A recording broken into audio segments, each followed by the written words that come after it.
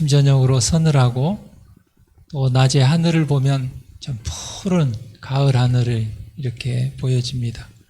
시간이 이렇게 흘러가는 것 같습니다. 다 지나간다는 말이 있는데 시간이 계속 흘러가고 지나가는 것 같아요. 좋은 일도 지나가고 안 좋은 일도 지나가고.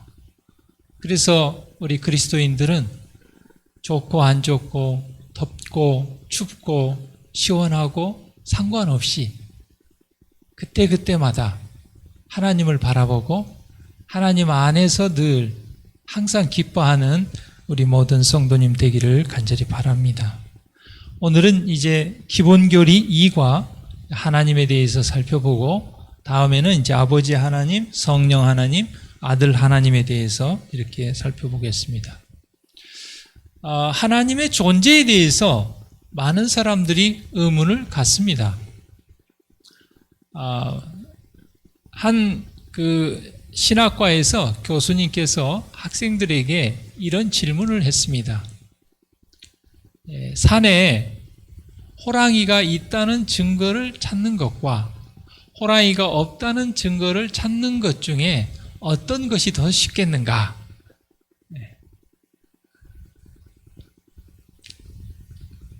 어떻게 생각하십니까?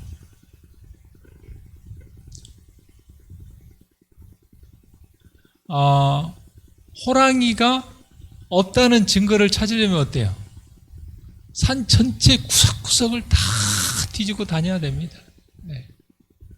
그래가지고 막 수년을 다니면서 산 전체를 다 뒤지고 다녀도 호랑이 똥, 호랑이 발자국 하나도 없어가지고 이 산에는 호랑이가 없습니다. 이렇게 얘기했는데 옆 산에서 호랑이가 딱 넘어오면 그 증거는 무용지물이 되는 것이죠. 그러나 그 넓은 산을 다 뒤지고 다니지 않는다 할지라도 어떤 사람이 나무하러 갔다가 호랑이를 봤대. 그러면 그 하나로도 호랑이가 있다는 증거가 되는 것입니다. 우리가 하나님의 존재에 대해서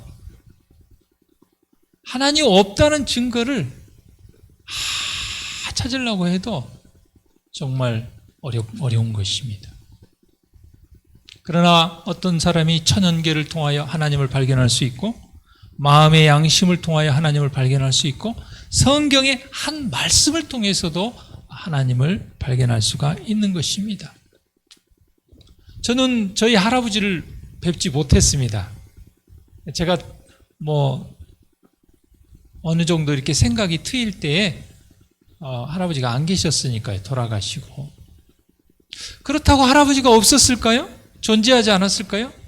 그렇지 않은 것입니다.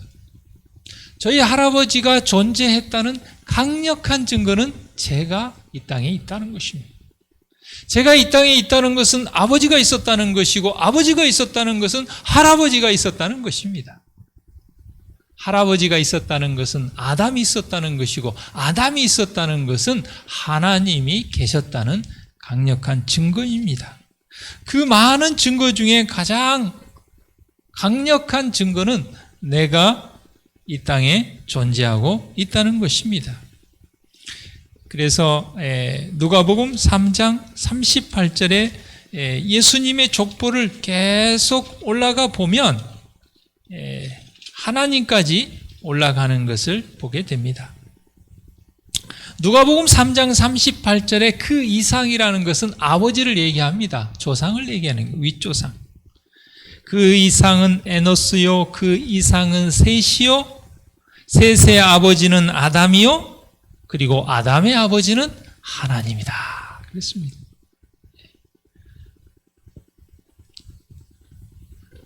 우리는 이 성경을 통하여 이 한 구절을 통해서 하나님이 틀림없이 존재했기 때문에 오늘날 내가 존재했음을 믿게 됩니다.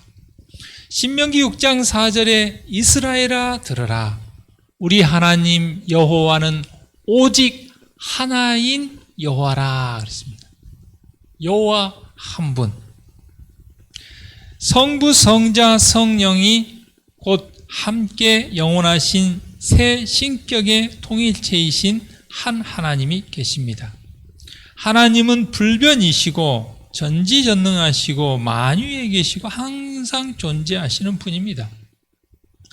삼위일체에 대한 논쟁은 참 많습니다. 심지어는 우리 교회 안에서도 삼위일체를 부정해서 이렇게 따로 떨어져 나간 사람도 있습니다.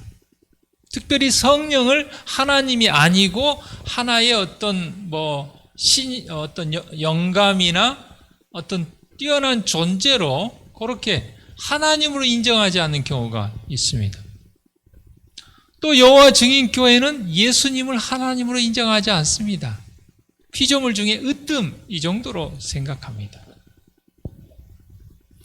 그러나 성경 전체는 다 일괄적으로 성부 하나님, 성자 하나님, 성령 하나님이 동일한 하나님으로 이야기합니다. 그래서 김명호 목사님께서는 삼위일체라는 말보다는 삼위일명이 맞다 이렇게 얘기하셔요. 네. 그러니까 성부 하나님이 계시고 성령 하나님이 계시고 성자 하나님이 계시는데 이분들의 역할은 다르지만 그들이 불려지는 이름은 성부 하나님도 하나님이시요 성령 하나님도 하나님이시요 성자 하나님도 하나님이시다. 그래서 삼위일명 이런 말을 자주 그분이 하십니다. 창세기 2장에 하나님께서 아담과 하와를 창조하실 때에 그런 표현을 쓰셨습니다. 하나님께서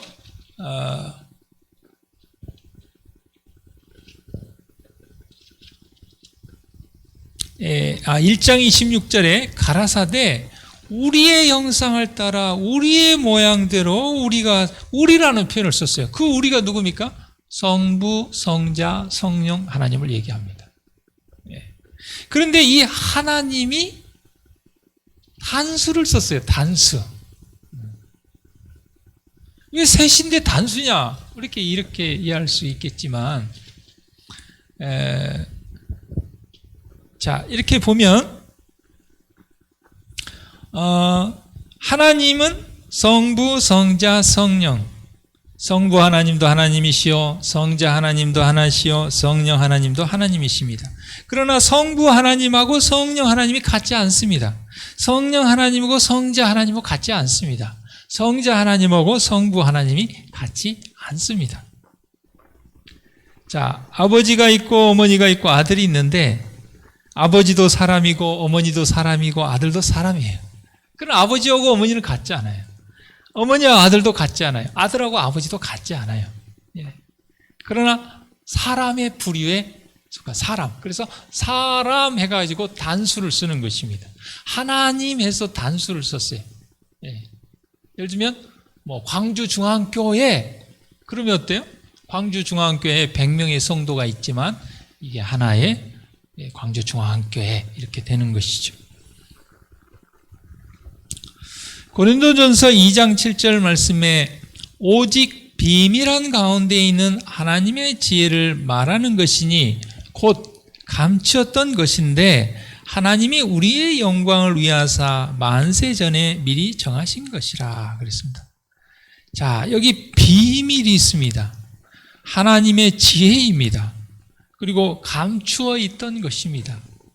그리고 아주 만세 전에 미리 정하신 그 비밀, 하나님에 대한 비밀. 하나님이 어떤 분인가 우리가 알 수 없습니다. 하나님이 뭐 할 때요? 우리에게 보여주실 때.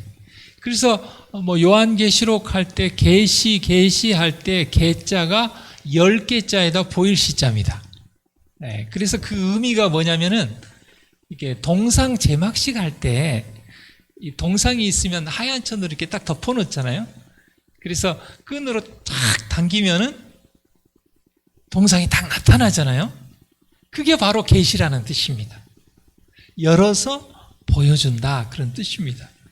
그래서 하나님께서는 성경을 통하여 우리에게 하나님이 어떤 분인지 보여주셨습니다.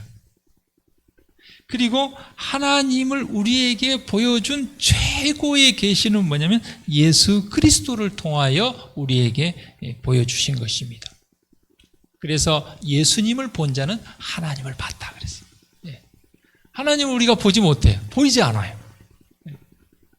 그래서 성경을 주었음에도 하나님에 대해서 오해하고 무서운 하나님으로 여기고, 그러니까 예수님이 오셔가지고 어때요? 하나님이 어떤 분인가를 보여주셨죠. 예수님의 삶을 통하여 보여주셨습니다.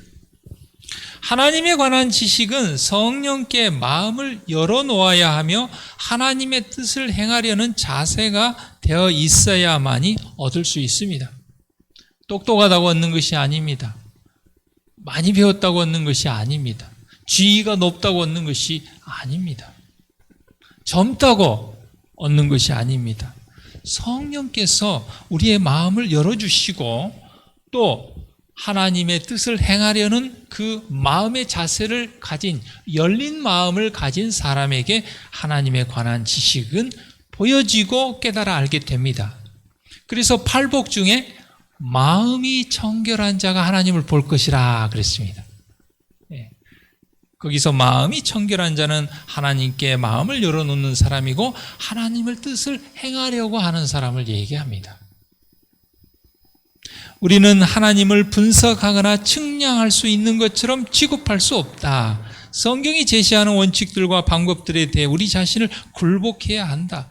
그리고 우리가 하나님을 분석하고, 그래서 참 신학의 위험 중에 하나가 뭐냐면은 성경을 분석하고 하나님을 분석하거든요. 잘못하다 보면. 하나님이 보여주신 만큼, 우리에게 보여주신 만큼 우리는 이해하고 받아들이면 되는 것입니다. 그런데 하나님께서 보여주시 않은 것을 우리가 인간의 어떤 제한된 지력을 가지고 분석하고 측량하고 이렇게, 그래서 피조물인 우리가 창조주인 하나님을 어떻게 이렇게 해볼 수 있는 그런 존재로 해서는 안 되는 것이죠. 그래서 우리는 성경이 제시하는 원칙과 성경이 제시하는 방법과 성경에 우리 자신을 이렇게 굴복해야 되는 것입니다. 그래서 하나님께서 가시떨기 나무 아래에서 모세에게 신발을 벗으라 한 것입니다. 신발을 벗는다는 것은 자기 어떤 권리를 포기하는 것입니다. 자기 생각을 내려놓는 것입니다. 그리고 그것이 바로 굴복하는 것이죠. 온전히 하나님의 뜻을 받아들이는 걸 얘기합니다.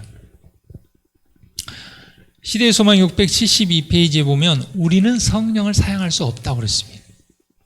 근데 우리는 성령을 사용하려고 그래요.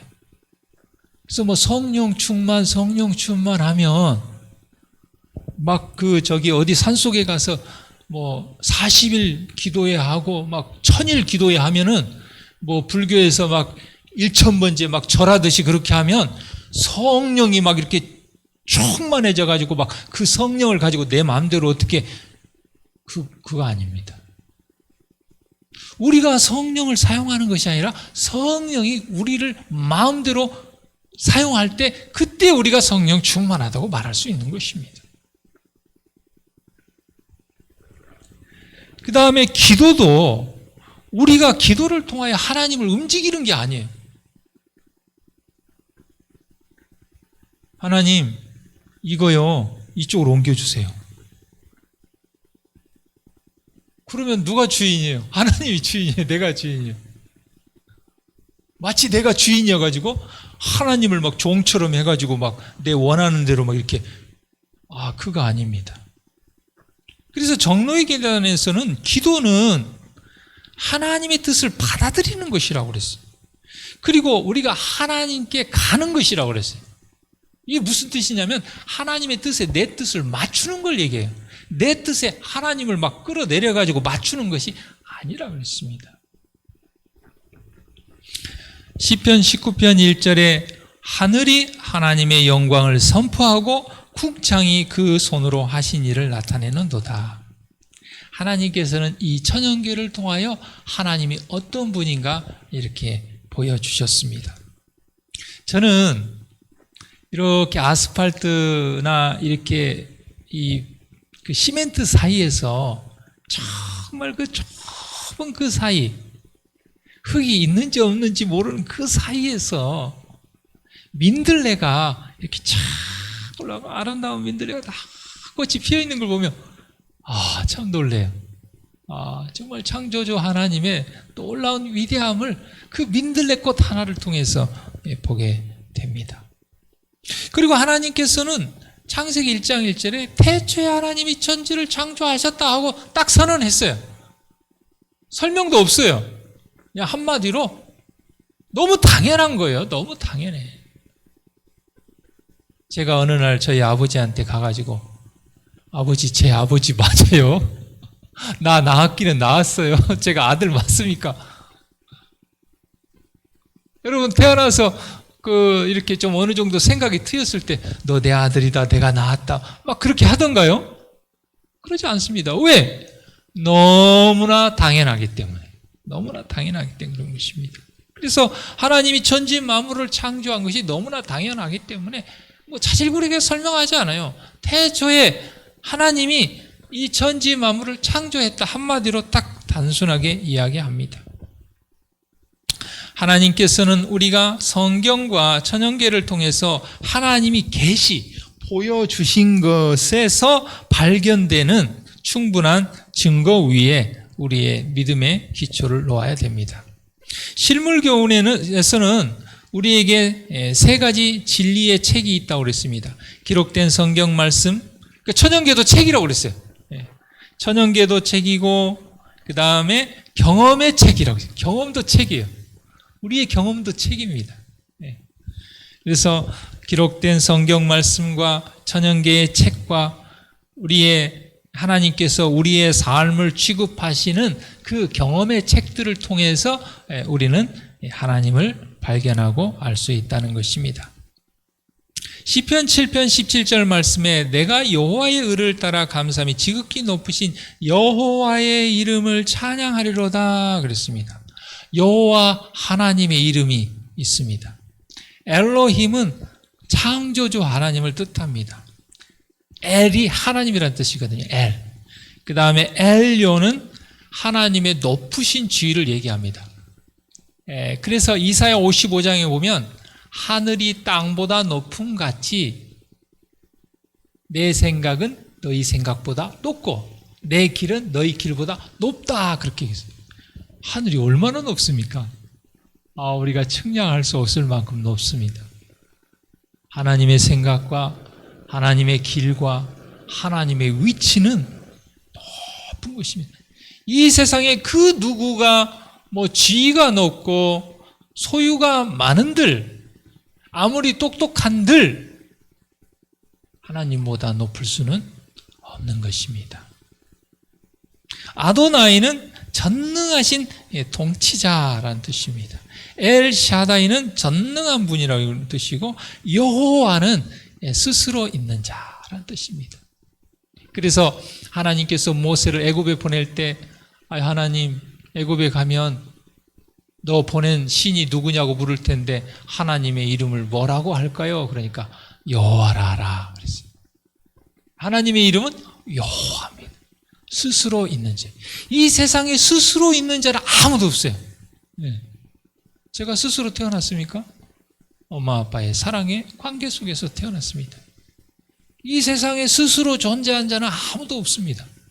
오직 하나님만이 스스로 존재했어요. 그러니까 어떤 사람이 이렇게 질문합니다. 아까 말한 대로 셋 위에는 아담이고 아담 위에는 하나님이고 그럼 하나님 위에는 누가 있냐? 그럼 하나님은 누가 창조했냐? 그렇게 질문을 해요. 하나님 위에는 없어요. 하나님은 스스로 존재하는 분. 신약에서 예수님은 하나님과 더욱 가깝고도 개인적인 관계를 갖도록 하나님의 이름을 아버지를 사용하셨어요. 참 이상하죠? 저도 하나님을 아버지라고 부르고 저희 아버지도 하나님을 아버지라고 부르고 저희 자녀도 하나님을 아버지라고 부르고 나중에 손지가 태어나면 손지도 하나님을 아버지라고 부르고 다 아버지라고 불러요. 아버지 하나님. 그런데 이제 이렇게 성경을 가르칠 때 하나님은 아버지와 같은 분이다 그러면은 어떤 사람은 저는 그런 하나님 안 믿고 싶어요. 그래. 너무 아버지에 대한 그런 인상과 이 생각이 너무 안 좋아가지고 어렸을 때 막 때리고 엄마도 때리고 막 술주정하고 막 이런 것만 봐가지고 아니 하나님이 그런 아버지예요? 이렇게 생각하는 사람들이 있어요. 정말 다행히 아버지가 인자하고 자상하고 사랑을 베풀고 그런 아버지면 그래요 하나님은 그런 아버지하고 같은 분이 이렇게 될 텐데 그래서 대개 어떤 딸들은 이 아버지가 엄마에게 가정폭력이 심한 곳에서 자란 딸들은 결혼을 안 하려고 그럽니다. 모든 남자들이 다 그런 줄 알고. 여기 성경에서 말한 아버지는 집을 나가 가산을 탕진한 그 탕자를 사랑으로 맞아준 그 아버지를 얘기합니다. 사단이 그 좋으신 아버지를 왜곡시켜 놓은 것이죠. 그래서 많은 사람들이 하나님을 오해하고 왜곡하도록 사단이 그렇게 해놓은 것입니다. 본래 아버지는 어떤 분입니까? 자식을 위하여 목숨까지라도 내놓으려는 그 사랑의 아버지죠. 하나님의 속성이 있는데 나누어 줄 수 없는 속성과 나누어 줄 수 있는 속성이 있습니다. 나누어 줄 수 없는 속성은 자존, 스스로 있는 것은 그 나누어 줄 수 없어요. 그다음에 전지, 모든 것을 다 보이지 않는 것까지라도 아실 수 있는 그런 분. 편재, 공간을 초월. 하나님은 공간을 초월합니다. 우리는 3차원의 세계에 살고 있지만 하나님은 다차원. 예. 하나님은 여기 광주에 존재하시면서도 서울에 존재하시고 미국에도 존재할 수 있는. 우리는 이해가 안 되죠. 아니 광주에 있으면 서울에는 없어야 되죠. 우리는 그렇잖아요. 근데 하나님은 그 공간을 초월합니다. 그리고 시간을 초월해요. 과거와 현재와 미래 모든 것을 다 내다보시고 존재하실 수 있는 그런 하나님이십니다. 우리는 그걸 나누어 받을 수 없습니다. 또 전능하시고 완전하시고 불변하시는 분입니다. 나누어 줄 수 있는 속성은 사랑과 은혜와 긍휼과 인내와 거룩함과 의와 공의와 진리의 선물들입니다. 다니엘 4장 35절 땅의 모든 거민을 없는 것 같이 여기시며 하늘의 군사에게든지 땅의 거민에게든지 그는 자기 뜻대로 행하시나니 누가 그의 손을 금하든지 혹시 이르기를 내가 무엇을 하느냐 할 자가 없도다. 하나님의 주권입니다. 우리는 다니엘 2장을 통하여 이 세상 역사가 바벨론, 페르시아, 그리스, 로마 그 다음에 열나라로 분열돼서 이제 예수님의 재림을 앞두고 있는 그 세상 역사의 예언을 알고 있습니다. 우리가 그 예언을 믿으면 하나님께서 그렇게 하시고 우리가 안 믿으면 그렇게 안 하시냐? 그렇지 않습니다. 우리가 믿고 안 믿고와 상관없이 하나님께서는 그 예언의 역사대로 진행하실 것이고 우리가 재림을 믿든지 안 믿든지 재림을 기다리든지 안 기다리든지 상관없이 하나님은 재림하실 것입니다. 하나님의 주권, 하나님의 뜻대로 행하십니다. 만약에 어떤 대통령이 어떤 권력이 있는 사람이 자기 뜻대로 한다고 하면 우리 마음에 반발심이 있을 거예요. 왜냐하면 불완전한 존재니까 자기 이익을 위해서 자기 뜻대로 하려고 할 거니까 그럴 수도 있으니까. 그러나 하나님의 뜻은 사랑이기 때문에 최고의 사랑의 뜻대로 할 거기 때문에 하나님의 뜻대로 한다는 것은 너무나 감사한 일인 것이죠. 우리같이 제한적이고 불완전한 우리 생각대로 다 해주신다면 좋을 것 같지만 좋지 않습니다. 그래서 오직 주의 뜻대로 하는 것은 최고의 선택인 것입니다. 하나님은 각 개인이 어떻게 선택할지를 미리 보실 수 있습니다. 그래서 그것을 예지 그럽니다. 예지. 예. 그러나 하나님의 예지가 우리의 선택을 결정하지는 않습니다. 하나님의 예지가 우리의 선택을 결정한다고 하는 것이 예정론입니다. 그래서 많은 교회들이 예정론을 믿어요. 그래서 이미 구원받을 사람과 구원받지 못할 사람이 다 정해져 있다. 그러면 뭐 하나님을 믿을 이유도 없는 것이죠. 이미 정해져 버렸는데. 그렇잖아요. 물론 하나님께서 예지 미리 알고 계시지만 우리의 결정을, 우리의 선택을 결정하지는 않는다는 것이죠. 그래서 이번에 안식일 날 우리 고 목사님 설교할 때 그랬죠? 뭐 예비하셨다, 준비하셨다 말씀해. 예비하셨지만, 하나님께서 예지를 통해서 아시리아가 멸망할 것을 내다보셨지만, 요나의 기별을 듣고 그들이 회개했을 때 하나님께서 그들의 선택에 따라 어때요? 멸망을 보류하셨죠. 하나님께서 바로의 마음을 강팍하게 하셨다는 말이 출애굽기 참 많이 나옵니다. 그러면은 하나님께서 강팍하게 하셨다가 또 멸망시키면 뭐 하나님이 뭐 다 하시는 거 아닌가? 그러면 자유의지와 선택권이 없는 것이 아닌가? 우리가 이렇게 생각하기 쉬운데, 하나님께서 바로의 마음을 강팍하게 하셨다는 것은 하나님께서 바로에게 그 선택을 존중하고 그것을 허락하셨지만 바로의 그 행함에 대하여 책임을 지신다는 뜻입니다. 그래서 여러분, 학교에서 우리 자녀들이 문제를 일으키면 누구 오라고 그래요? 엄마 아빠 데려오라고 그래요. 그럼 엄마 아빠 학교 가가지고 뭐라고 그래요? 잘못은 누가 했는데요? 자식이 잘못했는데 부모가 잘못했다고 그래, 용서해달라고 그래. 그런 뜻입니다. 로마서 1장 28절에 또 그런 표현이 나와 있습니다. 로마서 1장 28절에 보면, 또한 저희가 마음에 하나님 두기를 싫어하며, 하나님 안 믿고 싶어하고 하나님 뜻대로 살기를 원하지 않고 막 자기 뜻대로만 하려고 하고, 당자가 아버지한테 빨리 유산 물려주세요, 제가 가서 좀 사업 좀 해봐고 돈 많이 벌어서 올게요, 막 그렇게 하려고 그래. 그러면 사랑의 하나님은 강제하거나 강요하지 않으시니까 하나님께서 저희를 그 상실한 마음대로 내버려 두사. 그 말은 그들의 선택을 존중한다는 뜻입니다. 그리고 합당치 못한 일을 하게 하셨다.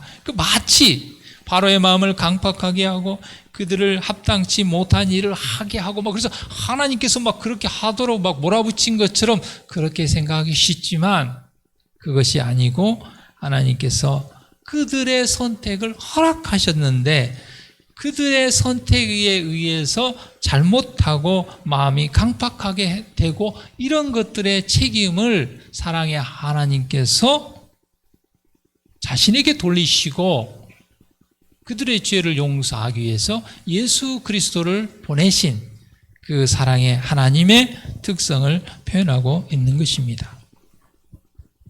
개인이 무엇을 할 것인지에 대해 하나님이 아신다고 해도 그들이 실제로 행하기로 선택하는 것을 간섭하지 않습니다. 하나님의 예지는 결탄코 인간의 자유를 침해하지 않습니다. 왜냐하면 하나님은 사랑이기 때문에 그렇습니다. 사랑하지 아니하는 자는 하나님을 알지 못하나니 이는 하나님은 사랑이라 그랬습니다. 그래서 사랑을 깨달은 사람이 하나님을 알 수 있습니다. 마음이 청결한 자라는 사랑의 마음을 가진 사람입니다. 삼위의 각 분께서 전적으로 다른 분을 위해 사셨기 때문에, 왜냐하면 성부 하나님도 사랑이요, 성령 하나님도 사랑이요, 성자 하나님도 사랑이기 때문에 사랑은 이기적이지 않고 이타적이에요.